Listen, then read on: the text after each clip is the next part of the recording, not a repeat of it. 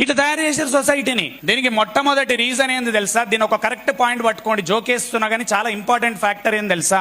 పెళ్లి అనగానే అందరూ ఇక నీకు చుక్కలు కనబడతాయి అంటారు, కానీ అందరికి తెలియని విషయం ఏం తెలుసా? పెళ్లి తర్వాత చుక్కలు ఎందుకు కనబడుతున్నాయి అంటే నీకు యాక్చువల్ గా వైఫ్ ను మేనేజ్ చేసే తెలివి లేక. హస్బెండ్ తోని ప్రేమగా ఎట్లా ఉండానో అర్థం కాక అక్కడ ప్రాబ్లం ఉంది. వైఫ్ అండ్ హస్బెండ్ ఇద్దరు ఉన్నారు.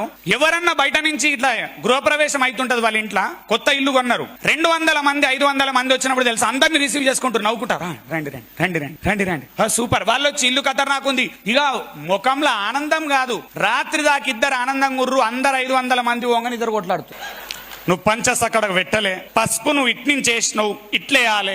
ఉన్న మొగంతో కొట్లాటలు 500 మందితో ఇకైకలు పక్కపక్కలు ఎందుకు? సేమ్ ఉన్న పెండ్లాంతో కొట్లాటలు రెండు. మీకు అందరికి ఒక రిక్వెస్ట్ చేస్తున్న, అందరికి లైఫ్ లో మనం మేజర్ గా బతికేది ఇద్దరితోని మేజర్